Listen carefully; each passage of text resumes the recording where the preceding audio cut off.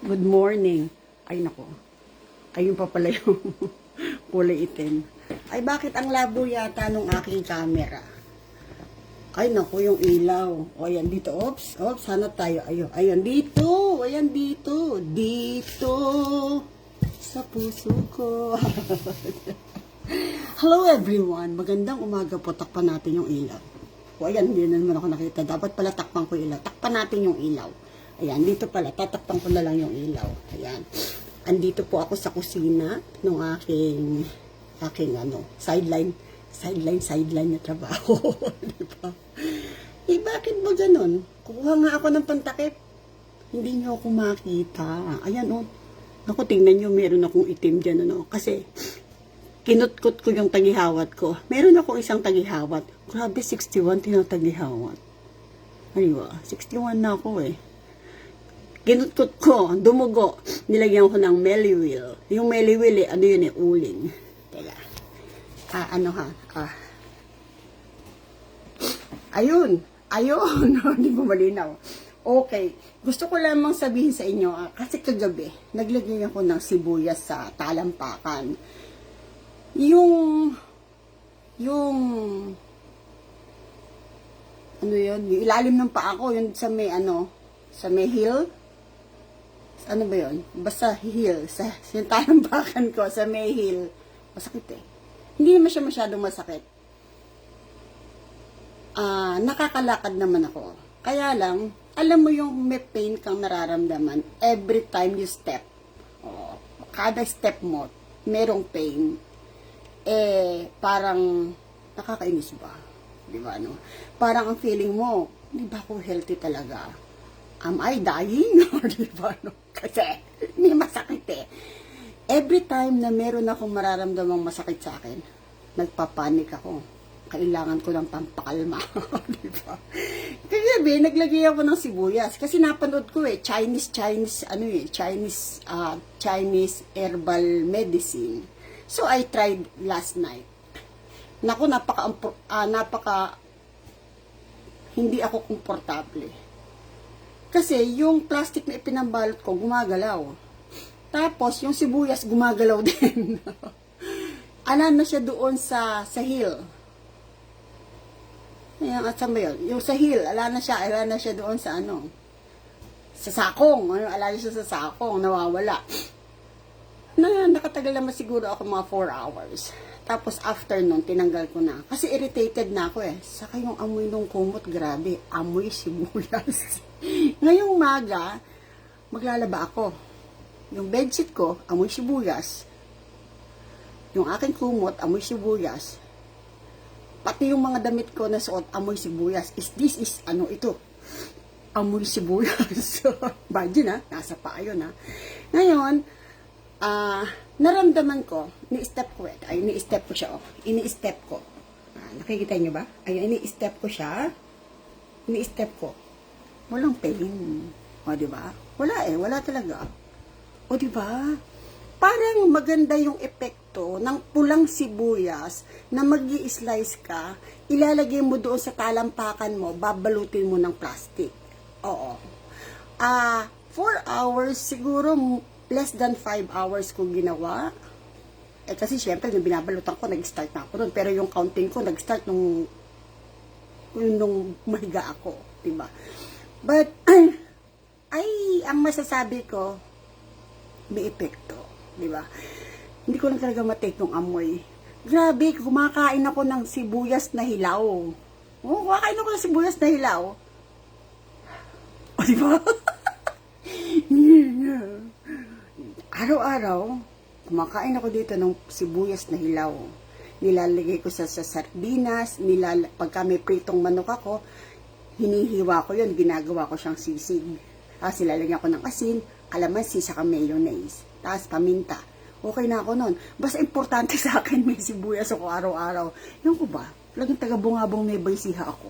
Diba? Katinan may kilikili ko. Sorry. O diba? Ang punto ko ito, ang ganda ng epekto sa akin ng raw, yung sariwang sibuyas. Nagtututos ako siyempre. Alam ko naman ba ako sa bibig yun eh. Yung iba nagchichiklat eh. para yung bubble gum. Ano. Pero reason why hindi ako masyadong nag-aalala sa smell, single ako eh. I'm single. I'm abandoned wife. Iniwan ako ng asawa ko eh. Pinagpalit ako sa bata. So, sige. Naisingit ko na naman. Talaga ganun sinisingit ko yan. To let you know na hindi katapusan ng mundo pag iniwan ka ng asawa mo. Hindi katapusan ng mundo na ikaw ay nagsosolo na sa buhay. Minsan, yung pagiging solo mong nabubuhay ngayon, parang okay, di ba? Parang blessed ka pa, hindi ba? So, ipapakita ko sa inyo naman, naniniwala ako sa herbal. Herbal, wala daw H eh. Ay, naku, hayaan mo na nga, herbal. Eto, o diba, herbal drink. Ayan. Ano tong herbal drink? Ayan. Kagabi, ayan o, nagpakulo ako. Nakita ko na naman sa YouTube. Maniwala kayo doon sa laman ng YouTube. Truth iyon. Ngayon, ito, ano ba contents nito? Ano ba ingredients nito? Parang libro lang eh, no? Ano contents ha? O sige, ano ba ingredients itong aking herbal drink na to? Sabi doon sa YouTube, maglaga ka daw, mag-slice ka daw ng pulang sibuyas. Puro pulang sibuyas, anong hindi puti? Puro pula lang. Pulang sibuyas, nag-slice ako, yung kalahati ng sibuyas na malaki. Ni-slice ko yon yung kalahati. Nilagay ko sa tubig, sa kaldero. Tapos ilagyan ko ng tubig, tapos naghiwa ako ng ilang pirasong luya. O yan na, tandaan nyo, pulang sibuyas, i-slice ninyo, tapos maghiwa rin kayo ng medyo pino na luya. O, nilagay ko dun. O yun, tapos kalamansi o lemon. Oh, pinakulo ko yun. Ano pa ba yung nilagay ko? Wala na. Wala na ako nilagay. Yun lang. Pinakulo ko siya. Hindi pala. Mansanas na berde. O very specific. Ano? Very specific yung napanood ko sa YouTube. Pulang sibuyas, berdeng mansanas. Pinagsama-sama ko. Ito na ngayon yung resulta. Ayun o. Tapos, wala akong hilig sa matamis eh. Simply because dati problema ko yung pagtaas at pagbaba ng aking blood sugar. Sa totoo lang po, blessing in disguise na hindi makapagpadala ng gamot dito sa kinalalagyan ko ngayon. Alam niyo ba, na hindi ako mapadala ng gamot ng manugang ko. Halos 6 months na akong walang gamot na nagagaling sa Philippines. Buti na lang. Mahilig ba akong magpasobra? Alam nyo ba, yung mga sobra-sobra nyong binibili, nakikip nyo yun eh. Naisisave nyo yun. Ganun nangyari sa akin. Nasisave ko yung mga extra. Kasi pagka nagpabili ako sa manugang ko, laging may excess. May excess siya. Para hindi sakto. Huwag kang papayag na sakto lang. Dapat, sa pera man, may sobra. Pag nangupit ka, sobrahan mo. Bilo lang. Okay, so, ito dapat lalagyan ko ng honey. Bumili ako kasi honey. Bumili ako ng honey. Pero, itatry ko siyang lagyan. Pero, kasi gusto ko yung guhit ng luya. Kasi nagluluya ako eh. Gusto ko yung guhit ng luya here. Papunta doon sa aking stomach. Kasi, hindi ako umiinom ng gamot sa ubo. Tapos, dahil dito sa kinilalagyan ko, hindi ako lumalabas ng bahay, itong pwesto ko, yung aking kasamang pasyente dito, pawisin. Pawisin. Lagi akong nakasweater dito. Nasira lang yung aircon, kaya ako hindi nakasweater ngayon. Tapos, tinapatan ko lang siya ng electric fan. Aayusin daw nung anak mamaya or tomorrow. Pag naayos yun nakasweater na naman ako.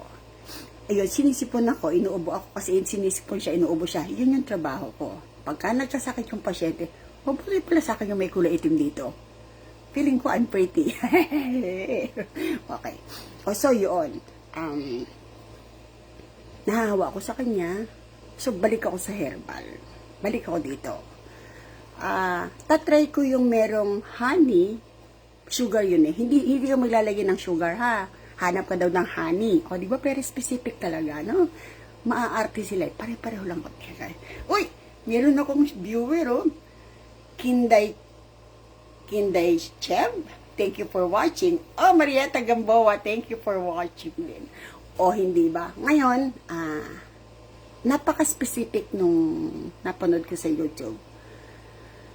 Hindi ako pwedeng hindi sumunod. Kasi nanggagaya nga ako, di ba? Maganda epekto ng pulang sibuyas sa paa. Promise. I feel a little bit. Walang pain. O, ayan. I can step on na. O, di ba? O. Kaya maantot eh. Pero siguro, I will do it. Siguro, for a couple of nights. Pero babalutan ko siya ng damit para hindi naman ang bantot ng higaan ko ngayon, no, di ba? Ngayon, about this herbal, ang masasabi ko, let's go back to herbal. Especially nowadays, maraming problema sa mundo, lalo sa Philippines. Para na namang COVID sa Philippines, lockdown, parang lockdown na naman, wala na namang mga tao sa labas. So, ang isasuggest ko sa inyo, let's go back to herbal. Kasi ay available yan eh. For a start, you need to adjust. Siyempre, mag-take ka pa muna ng medicines mo. Pero, tapos, go herbal. Ako kasi, nakapag-adjust na ako sa gamot ko eh. Sa totoo lang, hindi na ako umiinom ng para sa blood sugar. Ganito lang pala yun. Try to avoid eating rice. Pero ako, kumakain pa rin ako ng rice once in a while. Pagka yung ulam ko ay binagongan, may mga bagong, I like having rice. So, eating rice is iniiwasan ko. Pero, Pinoy ako eh. Ano ko ba? Pinoy tay. So, I love eating rice. Gusto ko ang rice. Ngayon, tapos, totoo, hindi na tumataas yung blood sugar ko. At isang reason doon, I prayed a lot. Nagdadasal ako. Sabi ko, Lord, hindi ko alam bakit hindi ako mapadala ng gamot. Tanggalin mo nga itong nararamdaman kong takot at pagka masakit. Sumasakit kasi ulo ko pag mataas yung blood sugar ko. As in, masakit yung ulo ko talaga. Tapos pag chinek ko yung blood sugar ko, it's not because of just plain headache. At saka hindi mataas ang blood pressure ko. Pag sumakit ang ulo ko, ang reason, masyadong mababa yung sugar or masyadong mataas yung sugar. Alam ko na yon. Pero I still check. Nag-check pa rin ako. Kasi baka naman, ang problema ko na blood pressure na. So far, so good. Pagka yung blood sugar ko is okay, maintained, ang blood pressure ko ay maintained din. Tumataas lang ang blood pressure ko pag nabubullshit ako. Pag irritated ako. Yun. At saka pag siguro, masyado akong maraming iniintindi. Pero so far, so good. Kaya nga sinasabi ko po sa inyo, minsan, yung sitwasyon kung saan ka nandoon, yun yung solusyon doon sa nararamdaman mong sakit sa katawan. Imagine, 6 months na akong walang gamot sa diabetes. Alam naman akong diabetes, nag-aaway nga kami ng doktor dito eh. Kasi pag tinest nila yung blood sugar ko, A1C ko, normal. Di ba? Sabi nila, siguro daw yung nararamdaman ko parang psychological. Baliw ba? So, yun. Tapos, pagka yung alam ko na mag-spike yung sugar ko pataas, meron pa akong natira ditong sabi ko nga sa inyo, may pasobra ako meron pa akong ininom para bumaba yung blood sugar. Pero bihirang-bihira yun kasi dinidivide ko yung pagkain ko. Alam nyo ba? Dahil ang bigat ng trabaho ko, mabigat yung trabaho ko. Ang tanda ko na 61, hindi ako makapaniwala na kaya ako mag-lift. Naiangat ko yung pasyente. Siguro ang timbang nito mas malaki sa akin, mas mabigat. Pero, I can still able. Tanda ko na, di ba? Siguro kung nasa Philippines ako, sasabihin ko, anak, ikaw na nga mag-angat nun, ikaw nga magbuhat. Pero dito, hindi. Kaya ko siyang i-lift.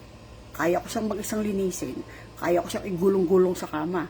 Kaya lang kung minsan nadudulas ako sa floor. Kasi alam mo yung effort, alam mo yung energy na kailangan mo ibuhos lahat. Di ba, no? Pero, maganda kasi bayan, di ba, no? So, mamimili ka lang eh. Susugal ka, o mananahimik ka, o iiwasan mo ako, hindi eh. I kept on trying, and I don't say no sa mga trabaho.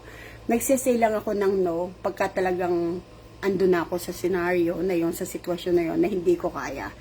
I say goodbye. I quit, no, di ba, no? Okay. Eto, yan. Ito yung aking isang container. Ano ba itong laman nito? Ang laman nito ay alamang eh, di ba? Kailangan magsisave ka ng lalagyan. Kasi yung kinalalagyan ko, nakita ko, hindi siya mayaman, pero ang dami niyang ipon siguro. Nagpapamigay eh. Pera. Ito, nagsisave ako ng mga container. Ayan. Dalawa ilalagyan ko. Pagka ito, bakante na to, nilagay ko sa tasa. Lilipatan ko yan. Ito, lilipatan ko dito. Tapos, pagka naubos yung laman nito, ito may laman pa. So, yun yung time na magluluto ako. Oh, diba? Yung luya ko, siguro 1 month na dito. Yung luya na ginagamit ko, ay, naku, mali pala, binuksan ko yan ito. Ito yung luya. Ayun, nasa freezer siya. Ayan sa freezer. Nakikita nyo ba? Ayan sa freezer. Ayan. O, diba? No? Ayan, akin yung karamihan dyan. O, diba? No?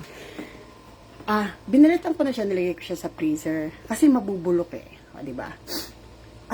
Kung meron kayong ref, total, minsan mura luya. Bumili kayo ng maraming luya. Lagay nyo sa ref, sa freezer. Balatan nyo lang. Tapos, pag kailangan nyo, meron kayo. Even yung mga kamatis, inilalagay ko sa freezer. Ganito po dito sa kinalalagyan ko. Andito ako sa Amerika eh. Lahat nung pwede mong ilagay sa freezer, inilalagay.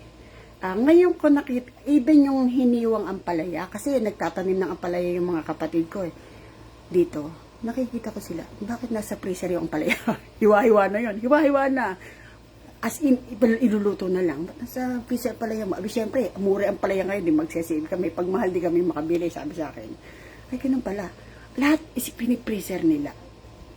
Pati mga kangkong, mga kamote, yung mga dahon-dahon, naka-freezer. Pagka nga binili mo dito yung dahon ng malunggay, naka-freezer eh. Oo. Saluyot, naka-freezer yun. Diba? Kaya pagka kinan mo yung saluyot, luto na yun kasi na-freeze na. Pagka ano ba yung tawag doon? Ano yun? Yung, tatanggalin mo lang yung yelo. Pagka nabobongo na naman ako. Nakakalimutan ko yung mga words. So, di ba, no? Kaya ako minsan pagkausap ako ng mga anak ng pasyente ko. Oh, the word is, sabi, uy, that's it. Parang ako silang teacher na hindi ko masagot yung question. Sila rin yung magsasabi ng answer. Di ba, no? O yun. O pagkatapos, ang ginagawa ko pa, lahat ng ulam na, halimbawa, nagluto ako ng ulam. Kasi pag nagluto ako ng ulam, madami na eh. Kasi wala akong time kung minsan. Lalagay ko iba sa freezer. Alam mo yun. Oo. Na alam mo, confident ka na meron kang pagkain. Malapit na end times. Learn how to save. Di ba, no? Kasi I sing ko na end times, rapture. Kung sana masama tayo sa rapture. Pagka hindi tayo nasama sa rapture, ay Diyos ko na eh. O, di ba, no? Lord. O, di ba? Ito yung pasyente na hindi ako nagugutom. Imagine nawala yung mga acne wrinkles. Marami na po ako wrinkles. Ito ay resulta ng Dr. Alvin at saka ng papaya soap. Huwag kayong bibitiw kay Dr. Alvin at saka papaya soap. Meron akong binili na nakita ko na naman sa YouTube. Iba-vlog ko rin yon para sa face. Tapos may mga binili ako na shampoo. Di ba, no? Ang dami mong makikita na worth trying. Oo. Yung effect, yung side effect, maganda eh. Hindi ko pa muna pinapakita sa inyo kasi tinitignan ko yung epekto. Pero, I found it, talagang worth it. O, diba, no? So, ito po yung sinasabi ko sa inyo. Yung, o yun. Yung sibuyas, lagay mo sa talampakan, effective for pain. I felt, parang, Parang magaan yung pakiramdam ko nung gumising ako ngayon. Oh, yeah? Lalo siguro kung tiniis ko yung antot. Tiniis ko yung parang merong nakakulapol sa paa ko na hindi ko maintindihan na malagkit-lagkit kasi nag-moist ba siya. Oo, siguro sinisip-sip nung sibuyas, yung siguro inflammation inside o yung basta ganun parang nagkaroon siya lang ng interactions. The sibuyas and my skin. Nagkaroon ng interactions. So siguro I will try it also again tonight. I will try it again tonight and for a couple of nights, di ba?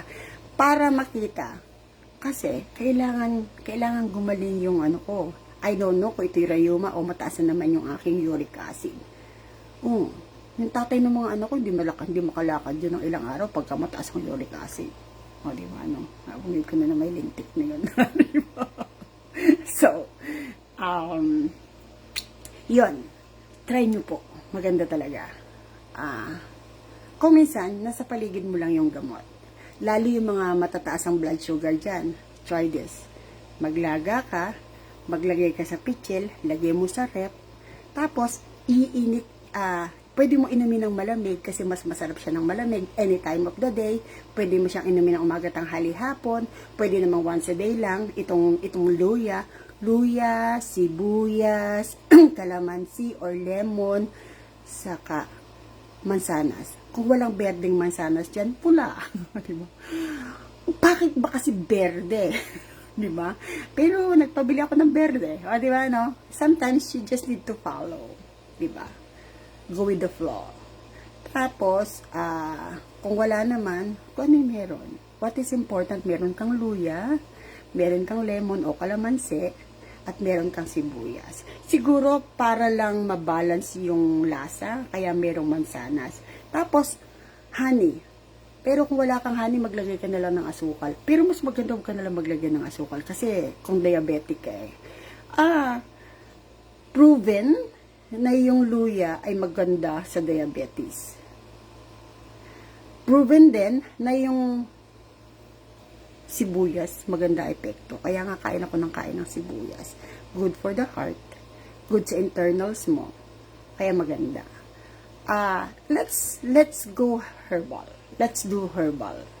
Para pagdating nung time na wala nang mabili sa butika, adjusted ka na.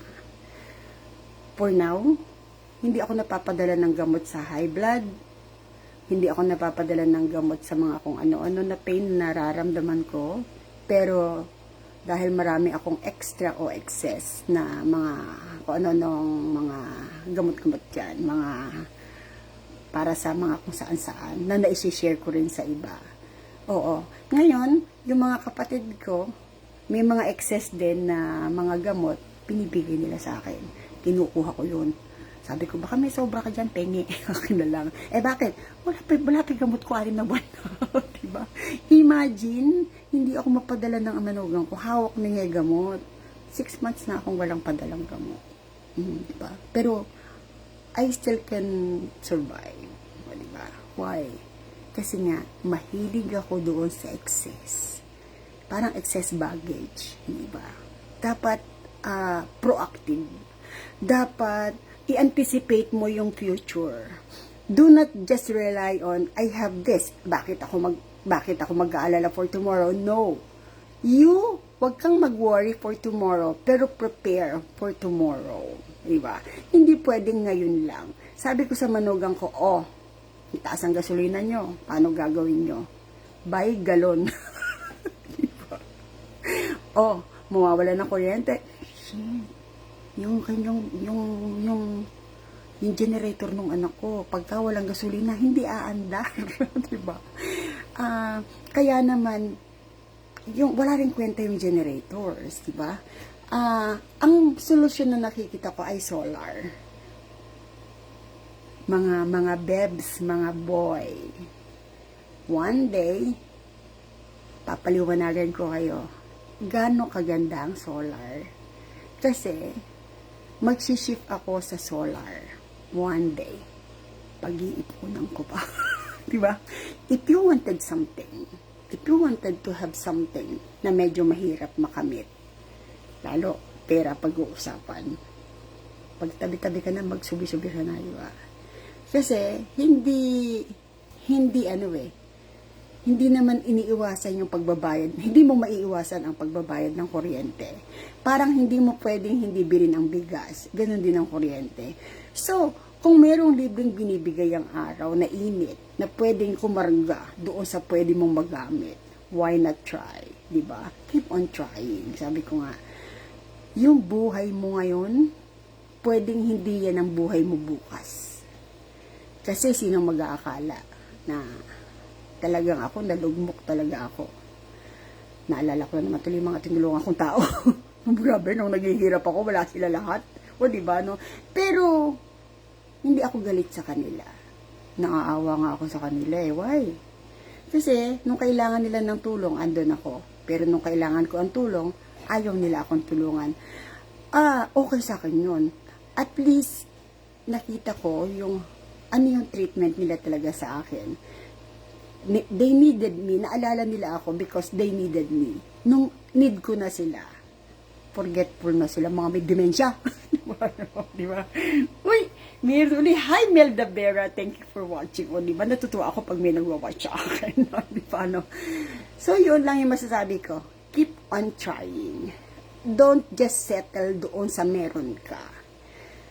Prepare for tomorrow. Pero hindi ko sinasabi sa'yo na intindihin mo yung bukas. Pero prepare. Kung pwede kang magkaroon ng excess, mag-extra ka. Parang extrang trabaho para extrang kita. Ganun ko lang tinitingnan ng buhay eh. Yung buhay ko ngayon, I can say, mas maganda kaysa nung may asawa ako. Bakit? Siguro dahil ako naman talaga tumatawag yung pasyente ko. Ako naman talaga ang alam mo yun, pagka yung breadwinner ka, ang hirap. Now, breadwinner man ako, pero mas okay yung feeling ko kasi ang katuwang ko yung mga anak ko, every time meron akong mga mabibigat na decisions na pwedeng gawin, yung mga anak ko yung kasama ko. Unlike before, buo yung pamilya ko. Hindi kami broken family before, pero ako lang yung nagde-decide noon how to have money, how to pay the tuition fees of my children, paano ko silang magpapag-aaral, pag malapit na enrollment, hindi na ako mapakali, yung parang mga ganon. Tapos, pagka yung end of the week, start na naman ng new week, kailangan may baon, parang ganon ba, ang hirap. For now, hindi ko na sila kailangan bigyan ng pang-matrikula, kasi tapos na sila. Ang ginagawa ko na lang is, anak, isip ka ng business, kumikita ng konti si mami. Isip ka ng business, iisip ka anak ko. So, tapos malulugi kami. Sabi niya, mami, lugi. Okay lang yan. O, sige, isip pa tayo uli. O, diba? Don't stop trying. Hanggang sa ma-reach mo yung goal, hanggang sa makamit mo yung goal. Hindi ba? Hindi pwedeng nalugi ka ngayon, is okay, wala na. Hanggat meron kang maikakasa, do it. Wag mong basta bitawan yung energy na meron ka, at wag mong basta isuko yung pagkakataon na hawak mo ngayon. Kasi baka bukas wala ng chance. Lalo ngayon, the end is near. Nakapag-prepare ka na ba? Sabi nga nung kapatid ko dito, handa ka na ba? Diba? Handa ka na bang ma-deadboard? Ng kapatid ko. Ang ibig niya sabihin, what if nagkaroon na ng second coming? What if nagkaroon ng rapture? Asan ka? O sige, yung rapture. R-A-P-T-U-R-E. O, pakitignan nyo doon sa sa Bible. Pakitignan nyo sa Webster. O dito rin sa YouTube, ipaki-google nyo yun. Ano yung ibig sabihin ng rapture? End times, malapit na. Kasama ka ba sa rapture? Nakapag-prepare ka na ba? Alam mo na ba yung mga herbal medicines? Alam mo na ba na pwede ka palang hindi bumili ng gamot? For now, umiinom ka ng gamot. Then later on, sasabihin mo, pwede nga pala ako mag-shift ng herbal. Sinusulsulan kita. Diba? Sulsulan lang yan. Bulungan lang yan. Pero sana, yung panunulsul mo, makabuluhan. Hindi makakasira. At yung mga ibinubulong mo, sana hindi masama. Diba? So, yun lang, mga friendship. Mga boy, mga bebs. Diba? Anong buhay na naman ako? Nagbablog na naman ako. Eto, inom-inom lang. Una yan, in the morning. Wag ka munang kakain ng kahit ano, pero pwede ka uminom ng gamot. Ako kasi nakainom na ako ng aking mga gamot, tapos ito na ikasunod. Gusto ko to warm. Pero, kung minsan gusto ko ng cold, diba, no? Pag mo inumin ng umaga, mag-inom ka ng kape, diba, no? I don't drink coffee. Diba, no? I don't drink coffee, kasi, meron akong vertigo, Natitrigger yung vertigo. Nahihilo ako pagka uminom ako ng kape. Pero paminsan-minsan, umiinom ako ng coke. Diba, no? Hindi masama yun. Ang tawag doon, minsan-minsan, ang tawag, nagre-ring ko siya, tinatawagan ko yung pasyente ko, anak ko, bye-bye.